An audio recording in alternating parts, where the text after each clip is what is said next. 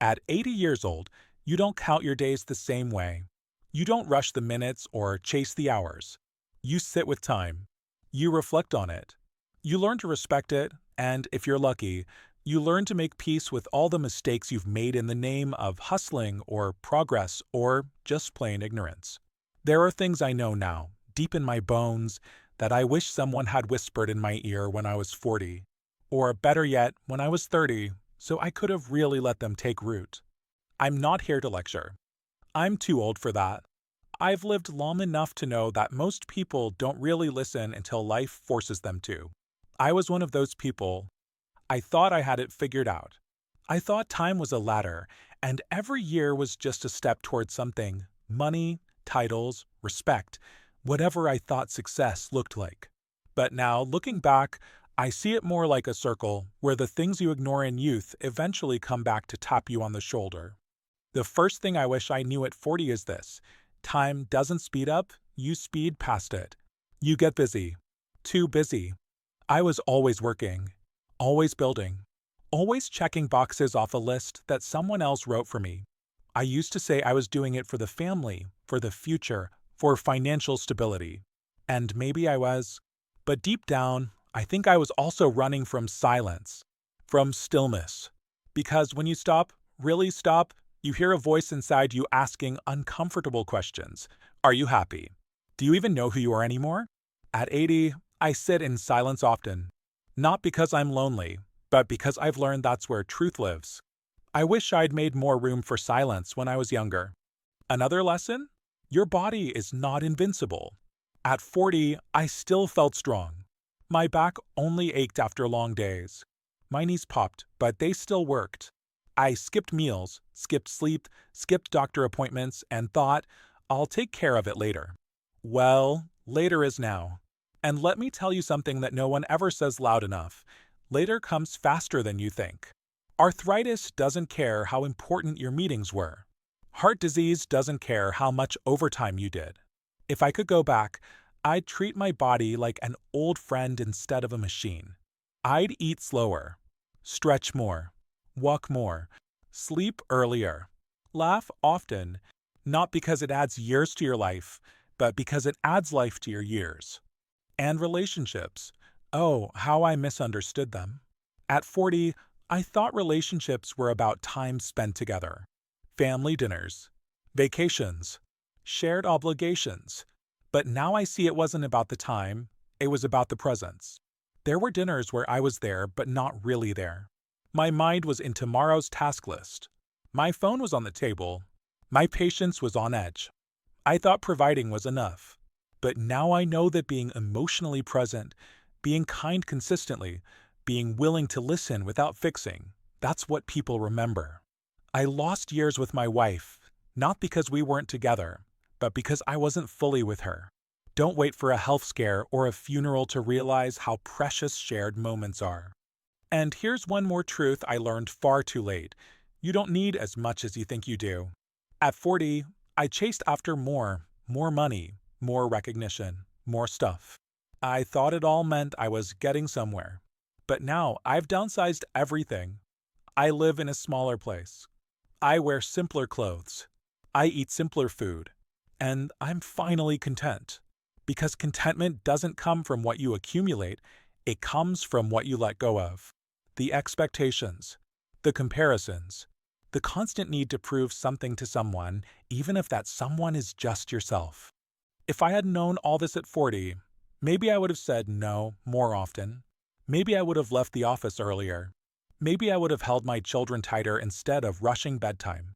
Maybe I would have taken that trip, not for Instagram photos, but for the sheer joy of wandering.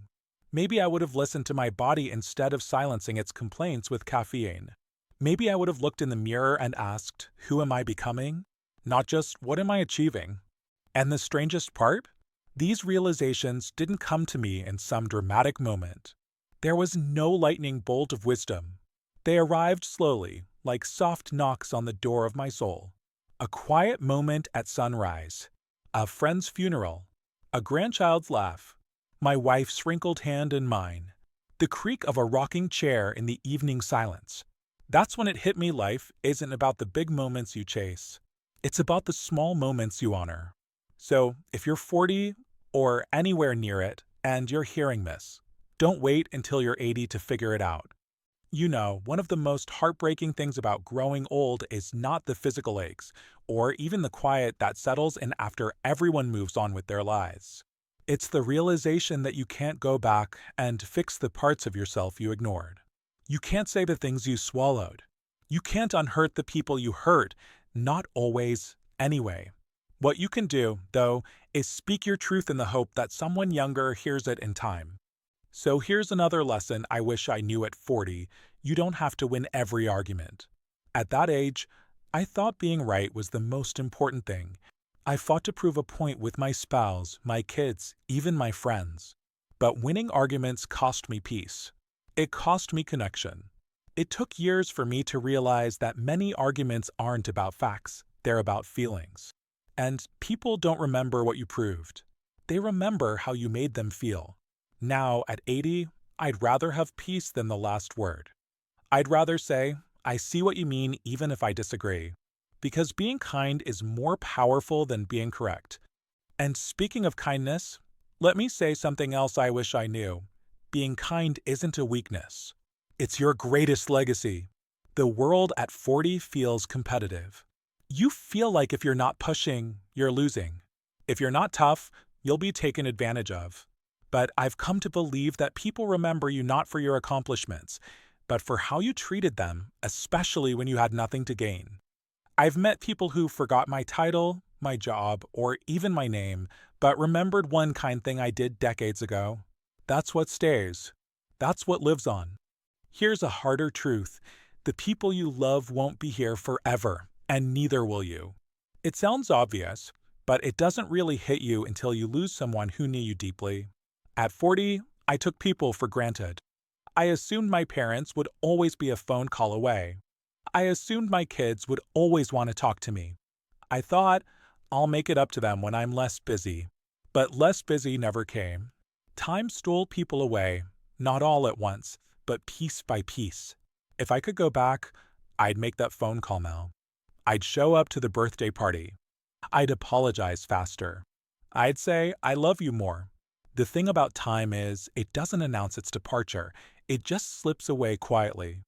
You might be wondering, if I let go of all the pushing, all the chasing, what's left? That's what I wondered, too. And here's what I've learned. What's left is presence. Stillness. Clarity. Joy. I used to fill every minute. I thought productivity was proof of purpose. But now I find purpose in stillness.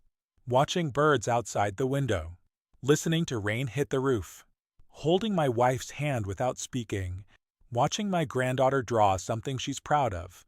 These aren't big achievements, but they're moments that make life feel full, not just look full. And if you're wondering about regret, yes, I have some. We all do. But regret doesn't mean failure. Regret means you've grown. It means you see things differently now. And that's good. It means you still have time to do better, to live better. Even if you're 40, 50, 60, or 80. As long as you're breathing, you're becoming. You're evolving. You can still forgive. You can still learn. You can still say, I'm sorry, or I love you, or I'm ready to change. I used to think wisdom was something you read in books or earned through success. But now I believe wisdom is what you learn after the world humbles you. After you lose someone. After your health fades.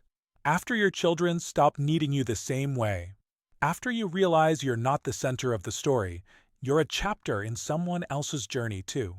That's where the wisdom lives. In humility, in perspective, in surrender. So, if you're watching this, maybe on your break, maybe late at night, maybe in a quiet moment of reflection, I hope this sinks in. I hope you don't just hear it, but feel it, because the truth is, the older you get, the more you realize that life isn't about doing more. It's about being more present, more loving, more honest, more yourself. Let me tell you something else I wish someone had told me at 40, and I mean really told me, not just in passing. You can't heal what you won't face. For most of my life, I kept things buried.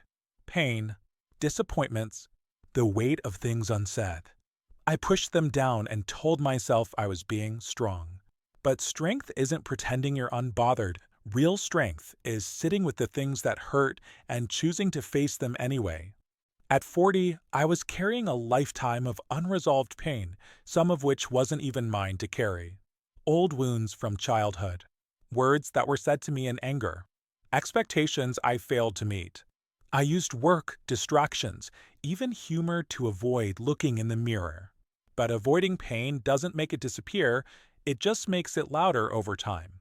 And now at 80, I see the cost of that delay. The relationships that grew cold. The joy I postponed. The parts of myself I never gave a chance to heal. Please, don't wait until your back hurts or your phone stops ringing to start doing the work on yourself. Go to therapy if you need to. Apologize to the version of you that got neglected. Forgive your parents, not because they were right, but because you deserve peace. The weight you carry today becomes your posture tomorrow, mentally, emotionally, and physically. And here's a perspective that might sting a little. You are replaceable at work, but you're irreplaceable at home. I was proud of my career. I poured my energy into every promotion, every project.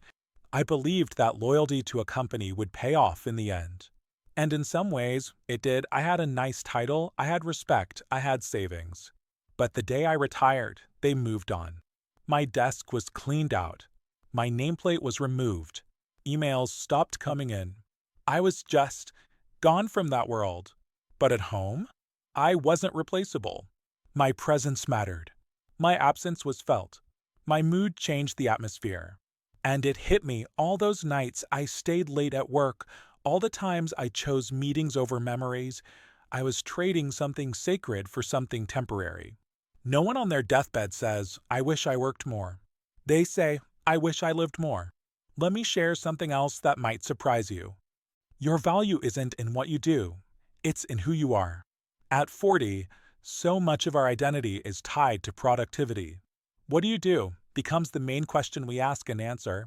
We wear our jobs like armor. But now, I rarely get asked that question. No one cares about my resume. They care about how I make them feel. Whether I smile when they enter the room, whether I remember their birthday, whether I'm patient with their mistakes. So, if you're building your entire identity around work or titles or achievements, be careful. Because when those things fall away, you'll need to know who you are underneath. Build that foundation now. Invest in your character, your values, your inner peace. That's what survives long after the business cards are gone. Another thing I wish I knew? Jealousy is a thief, and comparison is its accomplice. In my 40s, I spent so much time looking sideways. Who had the better house? Who took fancier vacations? Who got the promotion I wanted? I convinced myself I was just being motivated, but really I was letting envy eat away at my joy. Now, decades later, I barely remember the people I was comparing myself to. But I remember the peace I robbed from myself. The moments I couldn't enjoy because I was too busy measuring them against someone else's highlight reel. Let me tell you this clearly, no one is ahead of you. No one is behind you. You're not late. You're not early. You are right on time for your life. Stop looking over the fence. Water your own garden. Trust your pace. And here's a softer lesson, but one that took me a long time to fully learn. Touch, affection, and gentleness matter more than we admit. As you age, you realize how much small gestures mean. A hug, a hand on the shoulder, a genuine compliment. At 40, I was so focused on being strong that I forgot how healing tenderness could be. I wish I had kissed my wife's forehead more. I wish I had been more affectionate with my children, even when they rolled their eyes. I wish I had told my friends I loved them without feeling awkward. Because now, at 80, those small things are what I miss the most. The laugh lines around my wife's mouth. The way my son leaned his head on my shoulder during long car rides. The way my daughter used to hold my pinky instead of my whole hand when she was little. They were little things, but they were everything. So, if you're 40 or 50 or even 30 and you think affection is optional, think again. Show love. Give warmth.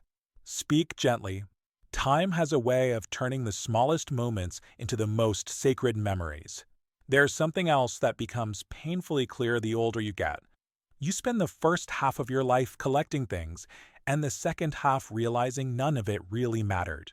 At 40, I wanted the best car, the biggest TV, the nicest clothes. I thought success was reflected in what I owned, in square footage, in price tags, in the envy of others. I didn't see it as vanity, I saw it as reward. Proof that I was doing well. But now, I look around my smaller home, the one I moved into after retirement, and I barely miss any of those things.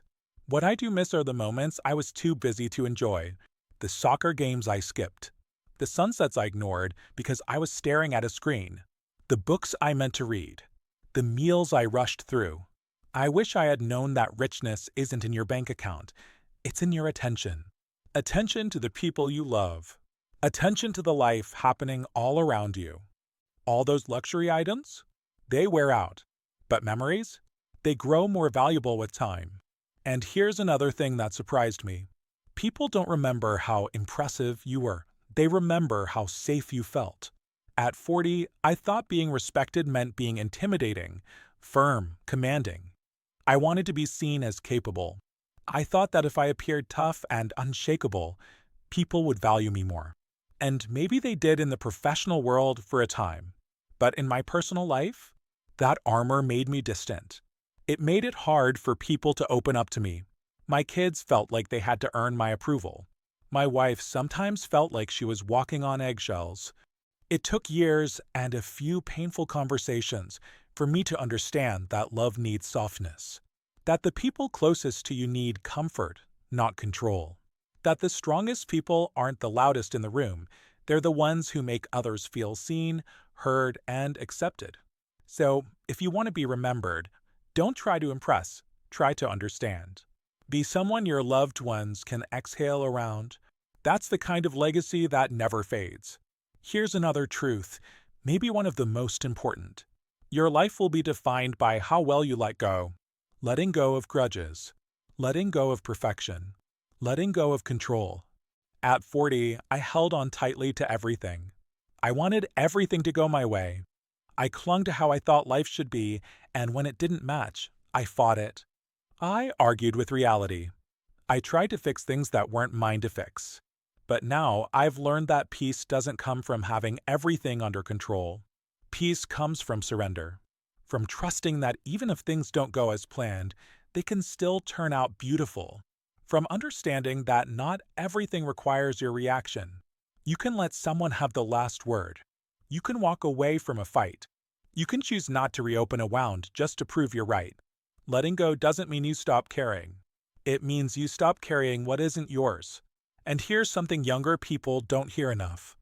Your worth is not dependent on your youth. When I turned 50, I started to feel invisible. Like the world had a preference for the younger faces, younger ideas, younger energy. I tried to hold on to my youth through exercise, clothes, even denial.